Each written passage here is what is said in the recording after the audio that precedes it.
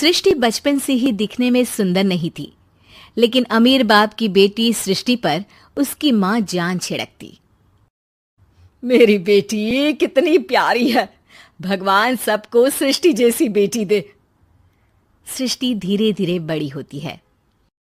एक दिन सृष्टि की सहेली कहती है, तू दिखने में कितनी अजीब सी है, लेकिन मैं जानती हूँ हम सब में सबसे अच्छी शादी तो तेरी ही होगी। तेरे पापा अमीर जो हैं। और बता नहीं सकते यार, दहेज तो हर कोई देता है, ये क्या ज्यादा ले जाएगी अपने पति के लिए? अरे बड़े शहर में कोठी है इसके पापा की। अरे पापा की है ना, कौन सी इसकी है? इसकी होती तब तो कोई भी लड़का इससे शादी कर लेता। अरे पापा की मतलब पापा की है तो मेरी ही है ना? किसने कहा? अब तेरी तो तब होगी ना जब तेरा भाई ना हो। वैसे भी शादी के बाद सारी प्रॉपर्टी भाई के नाम होती है। सृष्टि समझ जाती है कि उसे किसी भी हालत में माँ बाप की सारी प्रॉपर्टी को अपने नाम करना है, लेकिन कैसे? एक दिन सृष्टि का भाई शीनू कहता है, बहन क्या कर रही है? तुझसे एक बात करनी है। अरे हाँ करना, मैं तो तेरी बहन हूँ। बहन मेरी लाइफ में ना एक लड़की है, बहुत अच्छी है। मैं सोच रहा हूँ माँ और पापा से बात करूँ शादी के लिए। सृष्टि को समझ में आ जाता है कि भाई की शादी होते ही भाभी उसे एक दिन भी घर में बर्दाश्त नहीं करेगी। क्या बात है भाई, बताना कौन है वो? यार वो बहुत अच्छी लड़की है, पढ़ी लिखी है, मेरे साथ जॉब भी करती है। बस एक प्रॉब्लम है। प्रॉब्लम? क्या प्रॉब्लम है भाई? यार वो शादीशुदा है, लेकिन उसके पति ने उसे सिर्फ इसलिए छोड़ दिया क्योंकि उसके माँ बाप दहेज नहीं दे पाए।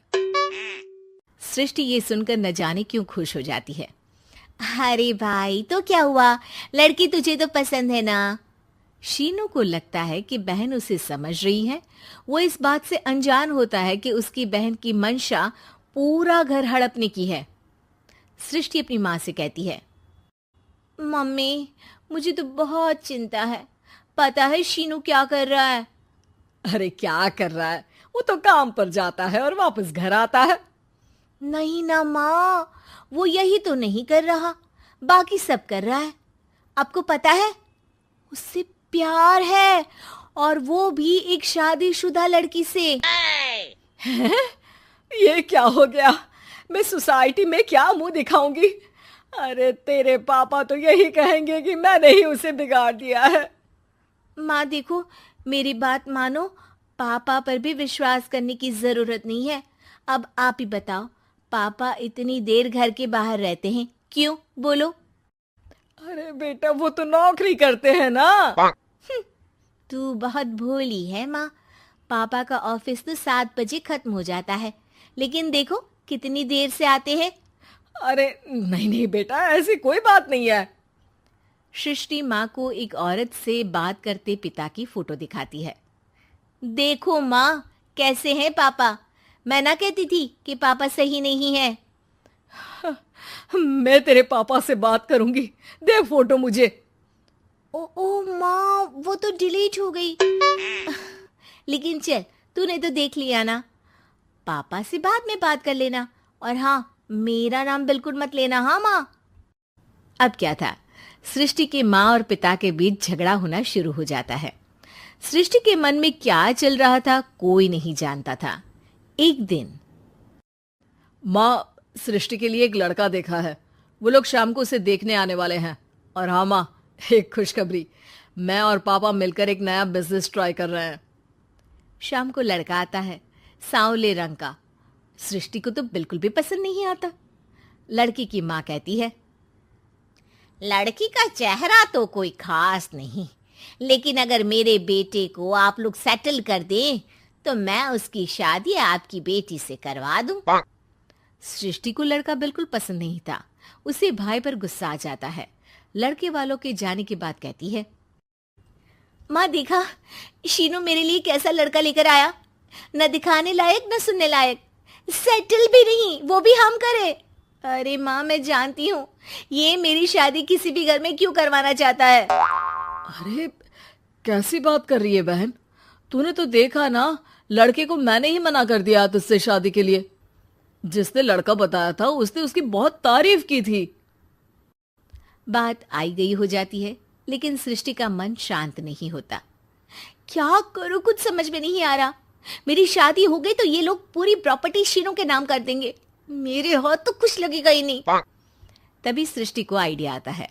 वो किसी वकील को फोन करती है। जी देखिए, अगर आपके मम्मी पापा का तलाक हो जाता है तो आपके पिता की आधी प्रॉपर्टी आपकी माँ के नाम हो जाएगी, फिर उसे वो किसी को भी दे सकती है।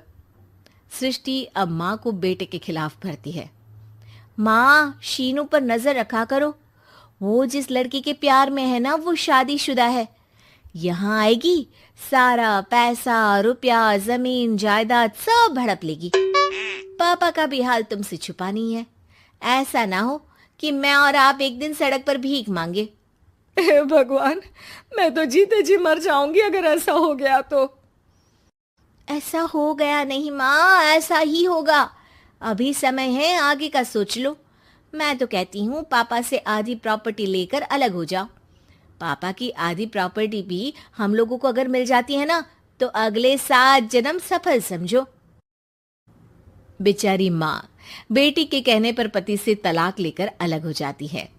सृष्टि अब पैसों से गाड़ी और अपने दूसरे महंगे शौक पूरे करने लगी। उसके दोस्त भी उसके पैसे इस्तेमाल करते। सृष्टि, कल तुम कहाँ थी? मैं सारा दिन घर पर अकेली थी। तो मैं क्या करूं? मैंने ठेका तो नहीं लिया है ना तुम्हें संभालने का। माँ को सृष्टि से ये उम्मीद नहीं थी। वो बैठकर रोने लगती है। वहीं उसका पति यानी कि सृष्टि के पिता आ जाते हैं। मैं जानता था कि तुम्हारा यही हाल होगा, तो आपने मुझे रोका क्यों नहीं? मैं रोकता तो तुम रुकती क्या? सृष्टि के कहने पर तुमने मुझ पर अपने बेटे पर शक किया, लेकिन तुम ये भूल गई कि कैसे हम दोनों ने मिलकर जीवन में इतना सब खड़ा किया। माँ पति के गले लग जाती है। मुझे माफ कर दीजिए, मैंने आपकी कमाई का एक बड़ा हिस्सा गवा दिया। कोई बात नहीं, तुम साथ हो तो मैं ऐसी 7 प्रॉपर्टी खड़ी कर दूंगा। तभी वहां सृष्टि आ जाती है रोते हुए। माँ, मयंक ने मुझे छोड़ दिया। वो बोल रहा था जब तक मेरे पास पैसे थे तब तक ही वो मेरे साथ था। पापा, माँ, मुझे माफ कर दीजिए।